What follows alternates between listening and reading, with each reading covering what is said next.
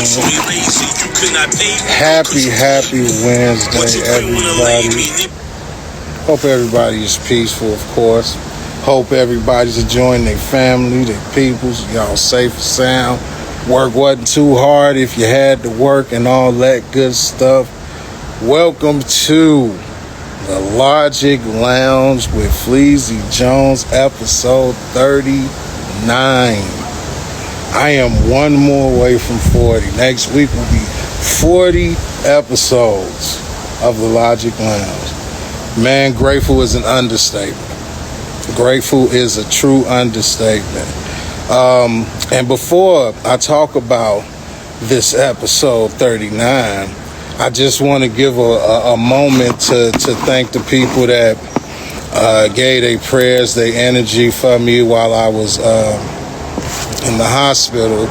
I ended up getting pretty sick and had to go in, but I'm good. When I even posted the video, it was never to even really alarm anybody. I just felt a motivational moment, so I said what I said, but I got so much love behind that. I'm definitely grateful for that. So shouts out to everybody that did that, man. And I'm good. They let me out. I got some medicine, take-home medicine, so I'm clearing everything up, and I'll be good. I may share details with that later down the line. But yo, episode 39. Today, I have the honor, the pleasure, the privilege to have a chat with, for one, someone whose family. This is my niece. Shouts out to Diddy, shouts out to Nene, my bro and sis. Shouts out to Chris, shouts out to Draco. And this niece of mine is a therapist. Story time real quick. 39 episodes, right? Meaning 39 chances that I could have had to have a sit down with my niece and totally Draco, totally under my nose, I'd just forgot about my niece being a whole therapist. And it really didn't set in until I started, doing the panels about mental health awareness, things like that. And of course, shouts out, Shot Nikki, what's happening? And of course, sis Nene, she kind of told me Caitlin is a therapist. I'm just like, yeah, she is.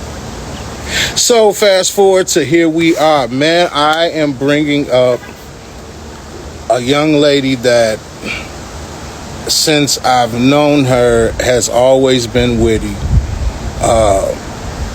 Quick with it as well.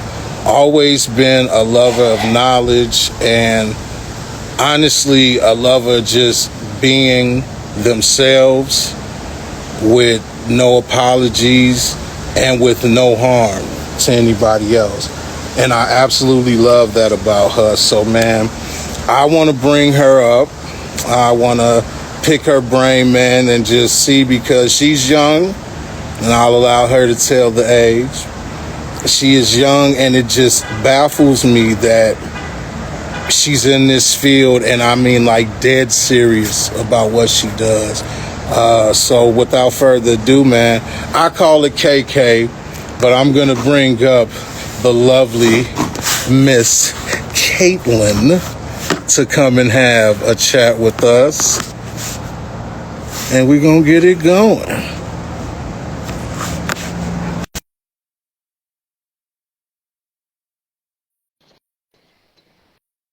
It's going to be nice. I'm excited.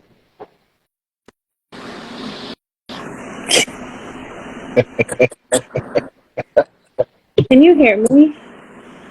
I can. Can you hear me? Okay. Yeah. Look at, ooh, hey, what's that swag in the background though? Oh wait, very, very nice background. Okay. Very, Thank you. no, but first and foremost, man, thank you so much for even agreeing to have a sit down with me. And like I told you, even offline, man, I am definitely not coming as an uncle today. I am definitely coming as a person that truly wants to pick your brain because I'm just amazed at what you're doing and I'm interested to know where it's going to go. So thank you for allowing me to do that today, man. I really do appreciate Hmm. that. So I'm gonna get into it, man. First and foremost, tell me your credentials. All of the ABCs. Hit me with it. So I have, I'm an LPC, which is a licensed professional counselor. I am also a nationally certified counselor and a certified alcohol and drug counselor. And how old are you? 27. I'm gonna let that marinate y'all for a second. Y'all heard the breakdown, then you hear the age. There's not many people like that. I don't care what you say, and that just absolutely interests me. So, what got you interested in becoming a therapist? Like, why that field? Oh, I think so. I've always wanted to work with people, but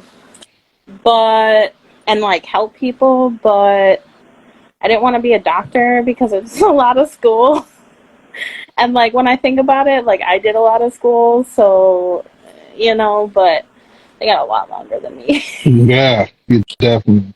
But also just who I am as a person. I just like to help people. So, and I've been told I'm a good listener. So I was like, well, I'm gonna just do what I'm good at and make money. So, but then over time, like my interest in what area had changed. For a while, I was interested in music therapy. And you'll see that a lot more in like hospital settings, but I was interested in that because I played in the band in high school, and then throughout college. And then when I joined my rowing team and had gotten some injuries, I found interest in sport psychology. So it kind of shifted a little bit. Mhm. But I still knew like I was gonna major in psychology in undergrad, and then just figure out what my focus was gonna be later on down the line, because I knew I was gonna have to go to grad school to be a therapist. Yeah. So it's a little bit harder to get a job in as a counselor without your Yeah. master's. So yeah, I got my bachelor's in psychology, and then I went to grad school and got a double master's in um, rehabilitation counseling, with my focus in substance use, and I also have a master's of science in sport and human performance. Again, 27, y'all. Like I say, I am trying my best, and then they ask this, like, you're gonna be able to handle it. It is so Hey, amazing to everybody. know because, yo, yeah, shouts out to everybody that's Okay, I coming have a lot in. of people on here. Oh, hey. It's so amazing to see or to hear that because there are things that I'm learning, and I know that I'm gonna learn today that I really didn't know. Because when you're family, you really don't, and there's no disrespect meant towards this. You really don't pay attention. I've always just like the times you even tell me something, I'm gonna say go do that. You could be like, yo, Flash, I really want to be a gardener, and I'm gonna be like, yo, you go get them flowers, fam.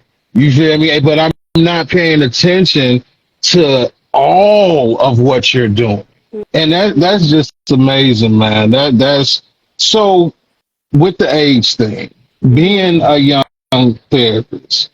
Does that affect your social life in any way? And if so, how?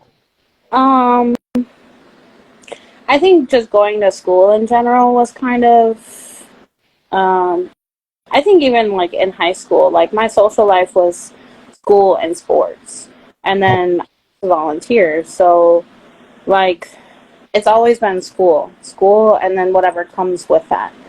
Um, I wouldn't say it necessarily affected me being able to socialize and like hang out or um, like experience college and stuff like that, but I definitely was more geared toward like my academics or pushing myself to be more of a professional, so that like I was involved in a sorority and a Latina sorority at that, and then I was involved in the pep band while I was there, and in grad school I was part of the like the sports club that we had. So like I always had involvement in something academic related. Um, So you kind of intertwined it together, is what you said. Okay. yeah. And then like now as I am like getting older, though, like it like I don't like to go out or do all that stuff as Yeah. much. I kind of, especially after the work that I do, I kind of just like to hang out. Right. Be to yourself. Enjoy Yeah. your area, your Because circle. I Yeah. deal with a lot of people throughout the week, like Yeah. people at home, people at work, people calling. Like I Yeah. deal with a lot of people, so sometimes I just kind of like need to not be around people. No, that's understandable. That's kind of why I asked that, because it's absolutely understandable. You know what I mean? You definitely any work you do, you need that piece. But when you talk about the work that you do, Hmm. that really, because like I say, you are dealing with so much on a daily basis on top of your work, like just period. It takes a toll on anyone. So that's why I asked that. Now, you mentioned that you pretty much intertwine your social with the school, and so it was pretty much like school this, school that. You know what I Hmm. mean?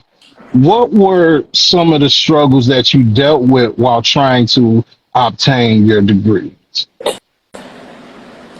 Um, let's see which one first, like an undergrad or a I, grad either or one, man. Anything you're willing to share, because I know there were definitely struggles there. I think just sorry. You're fine. Came in. So, I think just in general, like personal, like family, friends, things like that, Yeah. hardships, and then like the stress of school, the stress of figuring out what I want to do, um, financially, like all these things. I I had quite a bit of struggles. Like I definitely had some successes, but it's not an easy road. Yeah. How did you push through though? It's because that is a lot. You're talking to even where your question to me was, which one? Meaning there were levels to it. Like, Yeah. how did you get through those levels and just say, you know what? This is what I want to do. Like, I'm going to get to that. Um, some of it, a lot of it actually is just figuring it out and doing it on my own. Um, so like I'm first generation, and that alone, figuring out how to go to college, how to apply, how to, sign up for classes, how to be an adult at the same time. Yeah. That's a big one. Um, but I also had like the support of my family, which was something that I am grateful for, Yeah. um, because some people don't, and especially through college.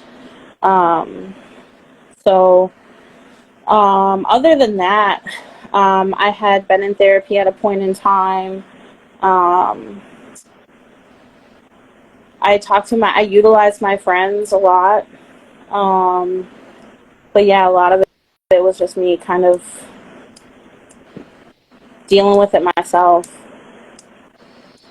You know, now I have to play uncle. You're being very modest. You're being very modest, and I have to say, uh, I have to speak for you. I believe a lot of it was your will not to lose. And that Yeah. lose is for lack of better word, because I'm not saying it's Hmm. a losing thing, Yeah. but you've always had that. And even right now, you're being humble and not even mentioning it. I had to throw that out there Yeah, because a lot of it is just drive to like, yeah, what am I gonna do with my life, yeah. and how am I gonna create stability for myself? Mm. So it was it was partly motivated by money, but I still have to ask, man, to be able to, I just don't know what would interest a person to take on, because that's what you're doing. You're taking on, you're literally going into a situation knowing that you may hear something you're not going to like. You have to help somebody and Hmm. want to do it. That shit's amazing, if I could just speak free. So I'm just saying, man, like, you don't have to be humble. That strength is absolutely needed, and I think it's amazing that you're doing it at such a young age. I have to keep mentioning that age, man. Now, you mentioned you did have a therapist yourself, then which leads me into my next question of being a therapist, right? And knowing that you're going to take on issues and actually help or attempt to help somebody deal with said issue.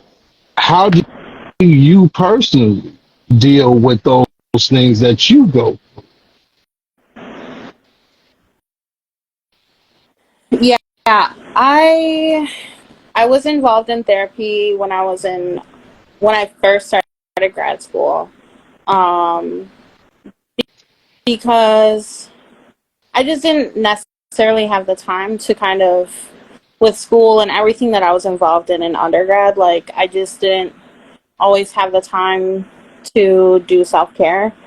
And in grad school, when you're really focusing, at least for me, what I took from it, my at least my first year was you have to kind of like step back and take it slower, um, and like really get to the basics. Mhm. And like me going through my own personal things, I was like, all right, well, if I'm going to be a therapist, I should also see what it's like to be in therapy, you know? Okay. Yeah. Um, which, you know, every therapist should have a therapist, whether past history or present. That's how I feel. Um, and I actually, over the last maybe 2 years, I've done a lot of like personal reflection. There's been issues with insurance, and that's a whole nother Yeah. thing that we can talk about Yeah. too, is Yeah. insurance. I already But, know. you know, I actually have like an upcoming intake to start therapy again. So, just to kind of get back to the basics, I guess, for Yeah. me. Because right now, the way I deal with like my stress and just like overall work life, personal life balance, watching a lot of movies, Okay. um, hanging out with my family and my nephews.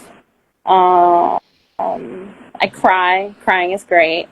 It helps you get rid of the emotions, and then so you can think a little bit better. Yeah. I've journaled in the past. Um, before I broke my leg, I was working out. That also helps. Yeah, just, I don't know, a lot of different things. I try a lot of things to see what works. What I took from that is you keep moving. Yeah. You keep moving. And I absolutely love this, Kay, because You are so damn humble. You are so damn humble. Yeah, I'm going to say, and this is the Logic Lounge, like that drive to be able to honestly look, I am 41 years old. It took me what 35, 36 before I stopped lying to myself and started accepting shit. You know what I mean? And honestly, Yeah. just saying, yo, okay, this is what this is. I maybe I have to do this to change it. I try it, maybe not. You're doing this stuff before 30. The talk that you're talking, I just really want you to know how big I see that. Because at 27, man, I was definitely thinking about a buck. I cannot say I was thinking nowhere near like you. And that's just amazing, man. Now, again, like I say, I came took about 35, man, I would say, before I started accepting things and being open to things, and even some of those things I haven't done. Um, so leads me to my next question to you as a therapist. I know a lot of people, including myself, are skeptical of therapy. Hmm. Do you have a certain method you use to make your patients comfortable with you to share? Um, I wouldn't say there's something specific. Um, I am who I am outside of therapy as I am in therapy. So, what you see is what you get. Um, you know, there are days where I'm able to be a little bit more casual with my dress or um, more professional in what I wear. I got plenty of tattoos. Um, like, I feel like, that stigma in the past was like, if you have tattoos, it looks unprofessional, but it actually gets people engaged sometimes. Yeah. Um, but yeah, there isn't like one single method. It's just, I kind of ask people to tell me a little bit about themselves and where that takes us is, it could be who you are currently, how far you've come, where you're from, whatever you want to tell me. But basically, yeah, like who I am here is who I am at work. So is it fair to say that the fact that you are a real person, Mhm. that makes your clients somewhat more comfortable? Yeah. Because I know I've had a couple of times where I've tried, and of course, your mom, they knows this, where it's a turn off. Because if you, I don't like dictation, I Mm-hmm. don't like judgment. So I'm instantly turned off if you're looking at me as a client and not a person. So Mm-hmm. what I take from that answer, when you walk in, like you say, you got the tattoos, you come in, you don't come in as the therapist, you come in as Kate. You literally Mm-hmm. come in as Caitlin, meaning the same person they seen in the session is the same person they would see if they ran into you in Jules or something. More or less, yeah. Yeah, because That's like dope. when I have always been taught like person first language. So someone, you're not your diagnosis. Mm. And um, you, for you to understand that, you also have to understand what the diagnosis is. And so we'll sit here and have a conversation and um, just kind of help you recognize like where you're at. And sometimes getting a diagnosis is scary. Like, can be pretty scary, especially around the stigma of, some diagnosis, Yeah. bipolar, schizophrenia, depression, like all of these things. There are stigmas around it. So, just kind of bringing awareness when you do have a diagnosis, so you're not,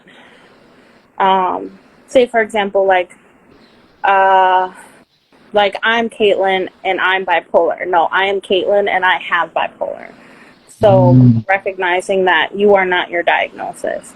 First, person first language.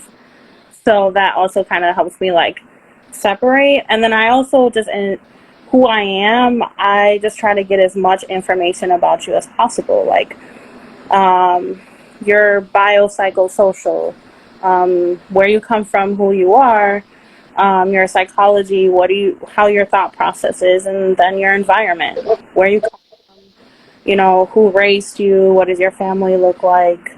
It's more of that um, holistic view when I okay. am a when I do therapy sessions. So That is so.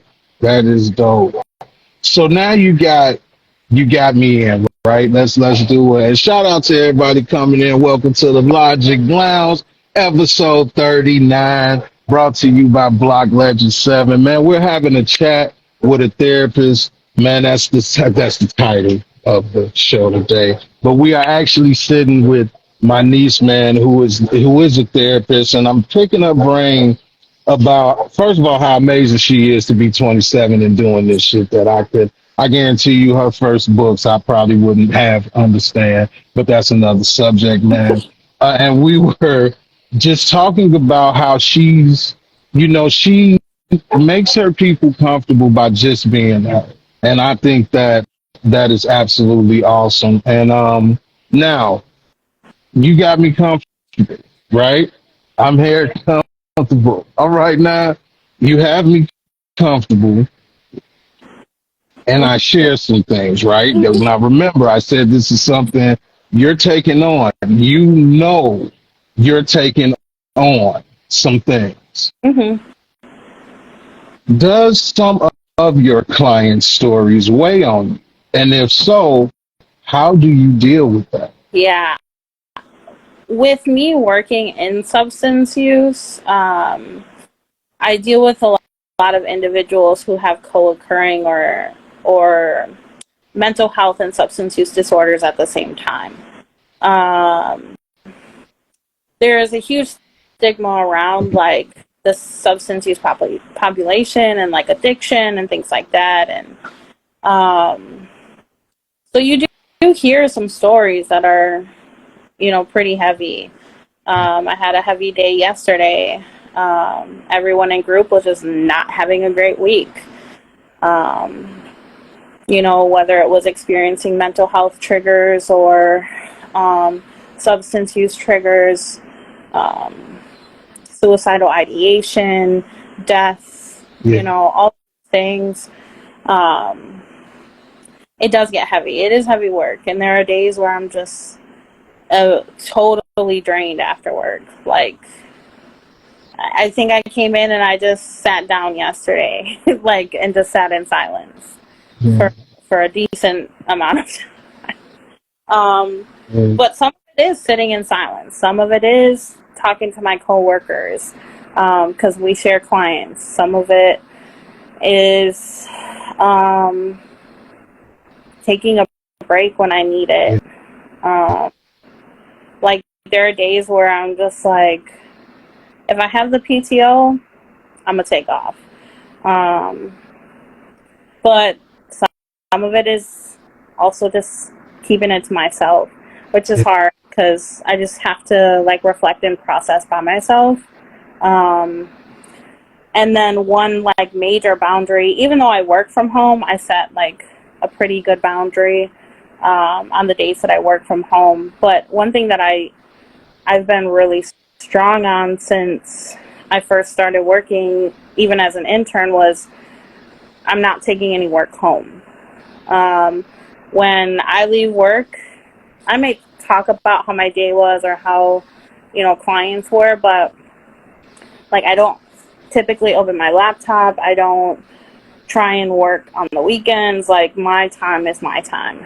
yeah. Um, Sometimes I'm not the best at it, but typically that's been like my strongest boundary um, through the last 3 years that I've been working in this field. Yeah. And I know that's got to be difficult to shut that off, because I definitely have a follow up question with that, as far as how did you learn to shut that off? Because again, I understand that you have to come with care. For one, you're a person, and I know that from personally knowing you. So you're not coming into where there's some people that come in and they're already shut off. And Hmm. again, I know this from my experience of trying to get help. Yeah. To go in with that hard steel soft, how is it where you how was it that you were able to say, you know what, when you click that last button and you're done for the day, how were you able to come back to Kate?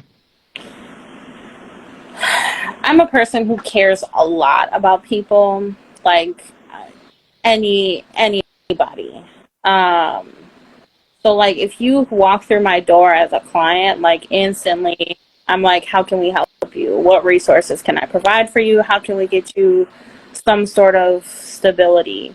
Whether it's housing, whether it's support group meetings or things like that. So I've always cared, and I care going in and I care going out. Like I worry about my clients overnight, but at some point you also have to, which comes back to just like me getting down to the basics in grad school, was like compartmentalizing. Like there are just some things that you cannot control. Like you've done what you can during the day, and like what happens overnight, there are crisis teams available. There are people that they can reach out to. They can go to meetings. They can do these things. But if I come in the next day, if something changes, then let's talk about Yeah, it.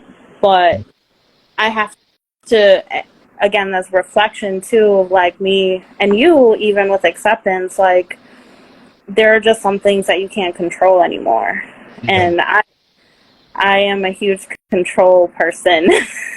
I experience a lot of anxiety. So, I mean, I'm always like anxious about something happening, but at the same time, you can only help those who want the help.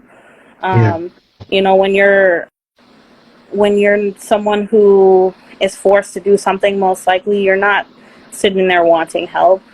Because I've worked with a mandated population for 2 years. I know when clients don't want to do what they're supposed to yeah, do. yeah.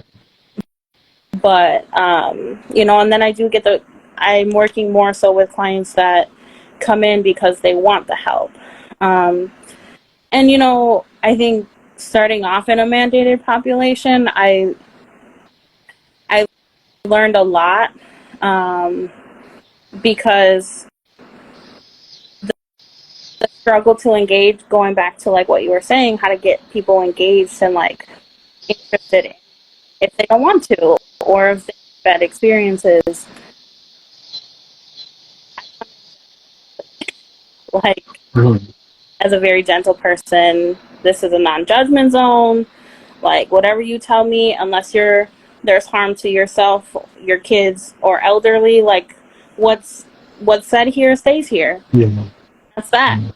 Mhm. So I care a lot, but there's just some things that you just have to recognize. Like people do what they're gonna do.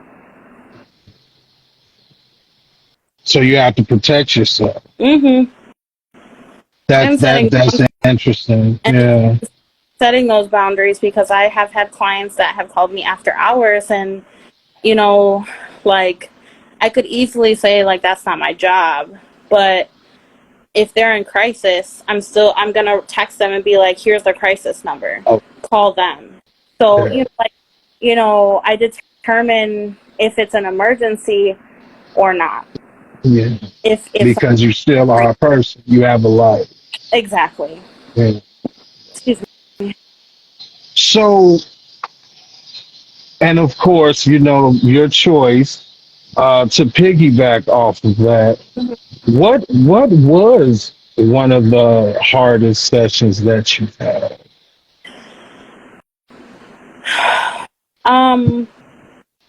I wouldn't say hardest session, but probably I've had a few clients, and again, working with substance use, um, stories are pretty heavy, um, mostly rooted in trauma. But there, I had a client who had cirrhosis, and he got to a point where he really didn't care if he was using or not anymore. He was kind of just tired.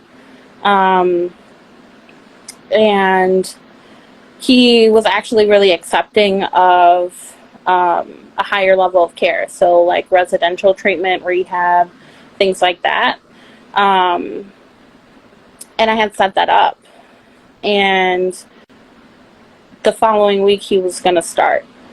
But the week before, or the weekend, the Friday before he was to go in, he passed away. So that, I wouldn't say it was necessarily a story from a client, but, you know, those clients, that was the first time I ever lost a client. Like, I've had clients not return, or I just can't contact anymore, but that was the first client that I've had on my case that passed away. And it didn't hit me until, like, really maybe a week or two later. But yeah, and I didn't have the best relationship with him, but it still affected me. Because he was a client, he was a newer client for me, so I didn't have that much experience with him. But losing a client in the substance use field can really take a toll on you. I can only imagine. And sorry, I'm muting back and forth because the bugs are haters and they in there making noise and I was cutting you out.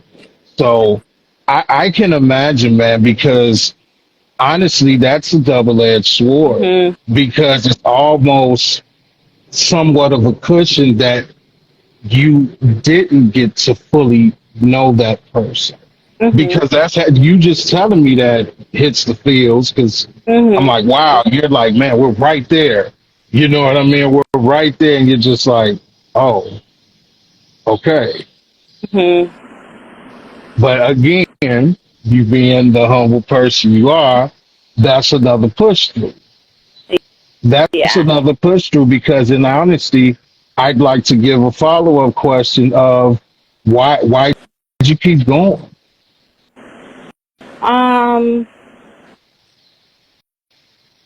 Because I like what I do. I like knowing that I can help at least one person in my experience. You know, I've had a few clients here and there, either when they first start therapy or when we've ended the therapeutic relationship, or, you know, just like recently.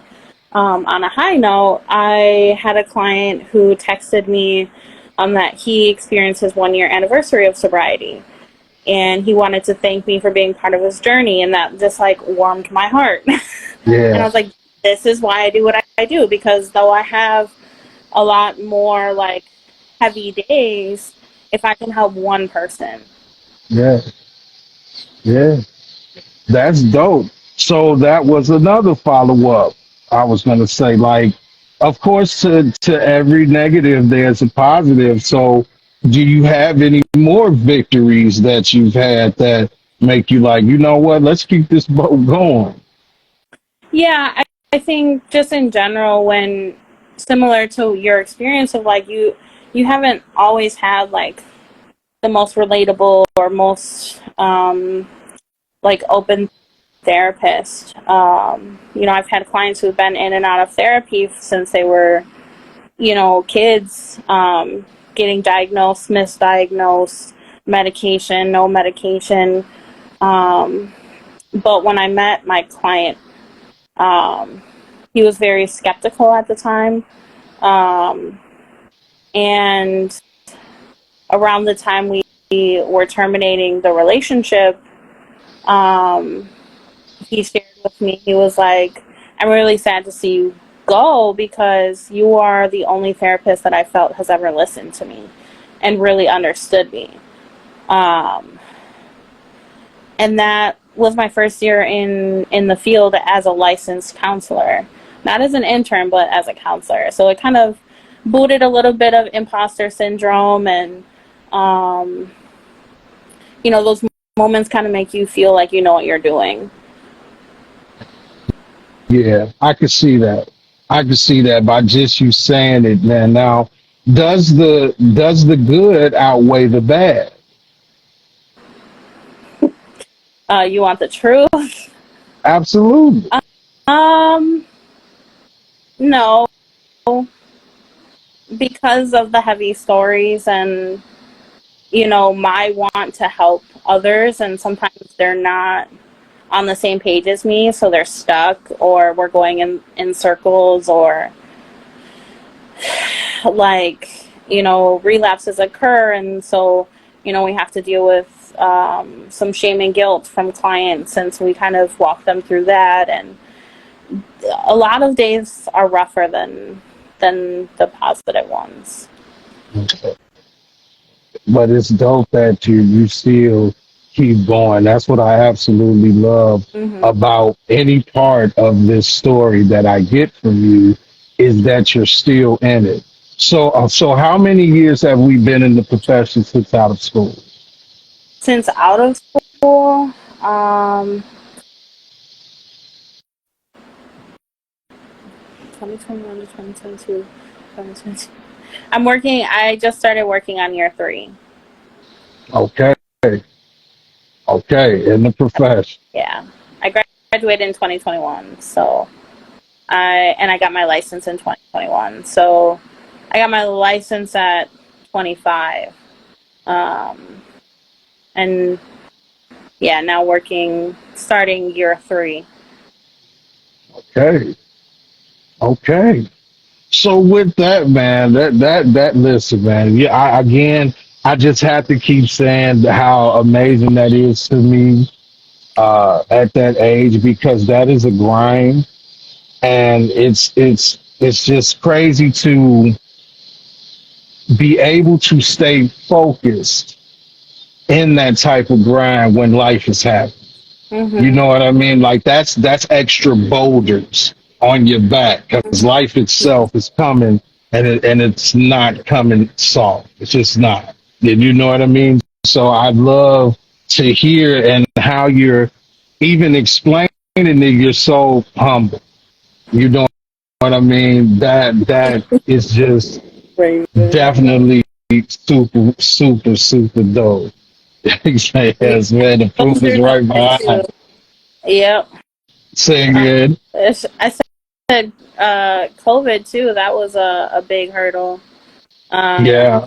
I was living with my parents during that time, and going to school, so like they were actually able to see like who I am in school. um, Let alone, it was also difficult because online classes, I don't learn the best that way. Like I have to be in person, hands on, doing things. So yeah, that was rough. Yeah. Yeah. But here we are, year 3, and then we're keeping going. So, which leads me to the next question. I love the segue. What is the end goal? Um, Honestly, I have no idea, to be honest, because I've been doing a lot of reflection, and recognizing like I can actually do more with my degree and my license than I thought I could. Um, like this is my first type of uh, like podcast or like panel or thing like that. But the fact that I can do panels at college, university, or high school levels, or I've been looking into being an adjunct professor for like an intro class. There you could go into different types of university departments. There's just so many options that I didn't realize were there. Yeah. And I've actually been not many people know this, so this might be a surprise to my family that's on here. Been thinking about going into get my doctorate at some point in the near future. Hell yeah. Because at the same time, listen, you're still there. The options are Yeah, open, yeah, and let's not take away from the fact that you literally had the courage and the truth to say, I don't know. mhm, I don't yeah, know. And that I feel like that answer alone is absolutely beautiful. yeah. That Well, answer alone like is beautiful. my next major goal right now is getting my clinical license, which I should be able to sit for in the spring. Um, so that I'll be like, I won't need as much supervision or people to sign off on my documentation or things like that. I'll be able to do a lot more too. In terms of I can provide supervision to people and just I so I could open my a private practice. So there's just a lot more that you can do with the next license, and that's my short term goal right now, anyways. Okay. All right. Do you have, like, for the people that just don't want to talk to anybody, do you have any professional or personal suggestions or tips on how to deal with something like depression? And I ask that because that's something I personally deal with. Do you have any tips of what you could do to deal with those things before you get to something like therapy? Yeah, I mean, um, a lot of it is actually like expressing yourself. People holding their emotions, and I've seen this. So this is me being me. I've seen this video on Instagram. I don't know if it was today or yesterday, but it said that emotions are like farts. If you let them go, some of them might be dead inside or like silent and deadly. If you hold them in too long, they might hurt. And the way they explained it, it was hilarious. Describing emotions like farts, but like honestly, it's a lot of it is us in here and needing a way to like either say or write or just express what it is. Whether you get to the deep rooted issue, just being able to identify what you're feeling in that moment is what you need to do first. Yeah. So, like, in tracking, like, how often are you feeling like this? Is this something serious? Like, is this lasting longer than a few days? Is this, lasting longer than a few months? Um, another, another huge thing that I've noticed with people in this field is medication. There's a lot of people who are very against medication. You can try as many options as possible, but sometimes, you know, it is what it is, and we're not chemically balanced. And so we need that assistance to, help our biology. So, talking to your doctors or,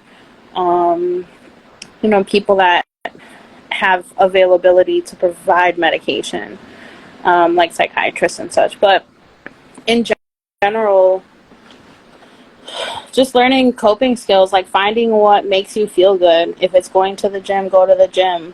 If you want to eat a burger, eat a burger. You know, but when you reflect, is it something that's benefiting you to do, or is it causing you more harm? And then, like, one major tool that I tell people is ask people like if like I feel like mental health is much more talked about than it used to be. And so a lot more people are involved in therapy than you think. And if they know a good therapist, they can always recommend someone. Or like Psychology Today. Psychology Today, because you can get on there and you can look up treatment centers, you can look up individual therapists, you can look up community support groups.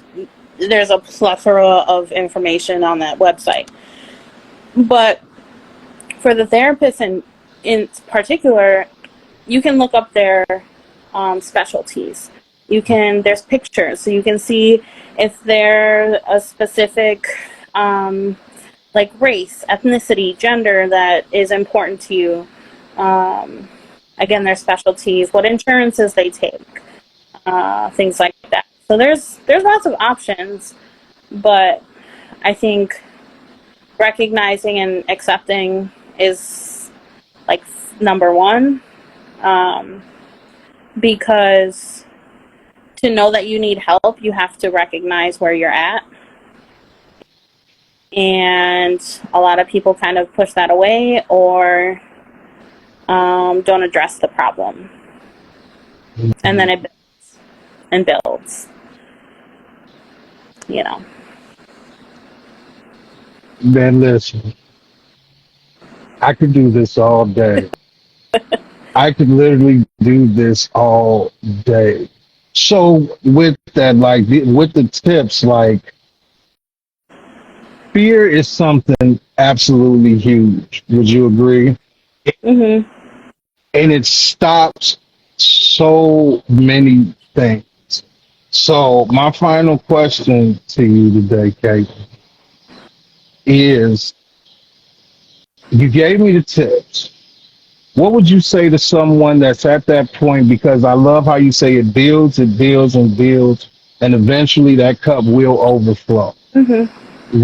What would you say to someone that may be at that point, but may be afraid, and helping them get over the fear to know that that's maybe a step that they need to take? Yeah. I think, like, personally, like, stepping back and asking yourself, like, what am I really afraid of? Is it getting help? Is it the perception that I'm getting help? Is it, what is my family going to think?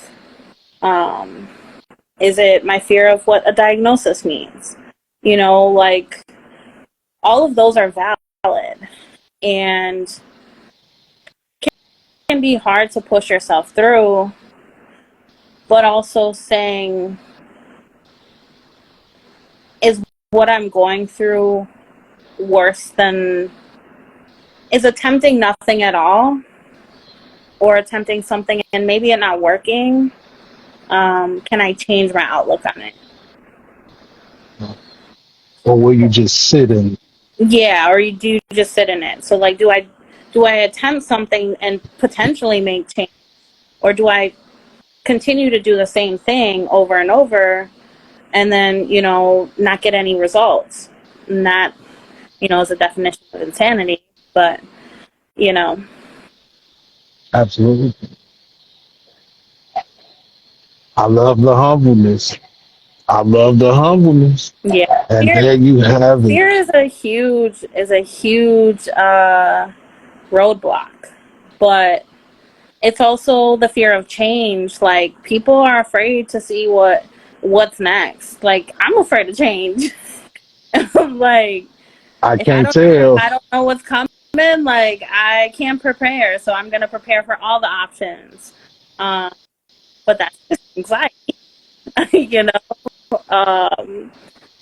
But yeah, like, fear can be a big barrier. But asking yourself, what is it that you're afraid of? Is it the change? Is it the diagnosis? Is it how people are going to see you? Taking that reflective moment. A lot of people don't reflect.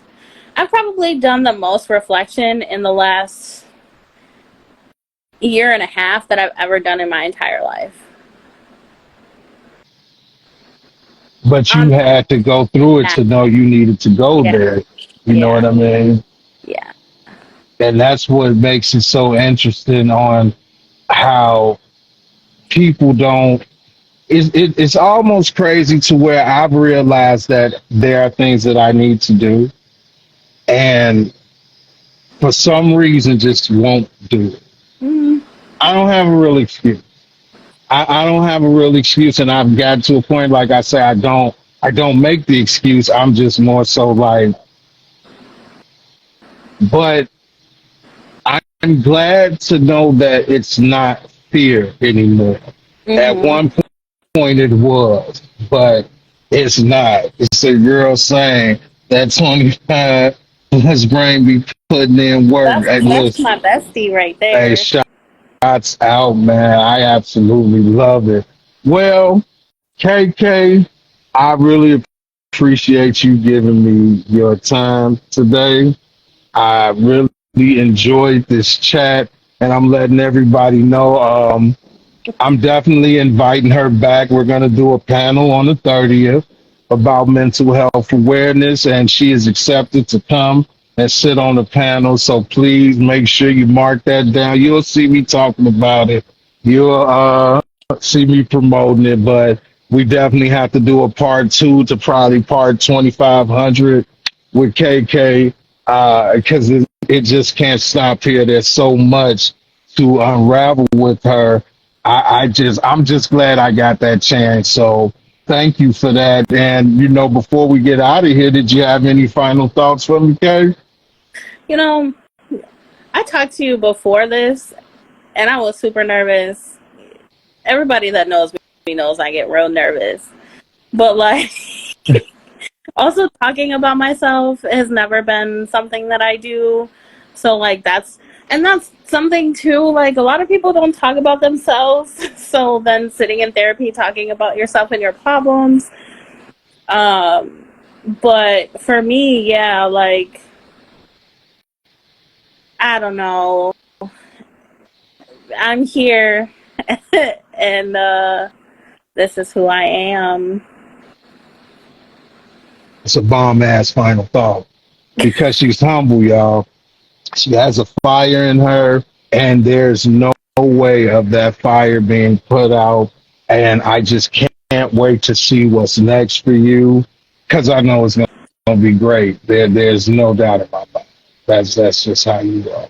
That's what you're going to do. And then I'll be the super old man saying something like that, my baby. I don't know why I said it in the country voice like that, but I'm sticking with it. So yeah, that's what that is. But man, again, thank you, KK. Yo, if y'all are not following her, yo, get in tune with her. Like I say, she is an amazing person to know, and I really feel like is a true advocate of mental health awareness and just a shoulder that a lot of people need and don't know they need, man. And I gotta end it with my nicknames for her, man. Listen, as long as I know KK, this is how I say she's humble.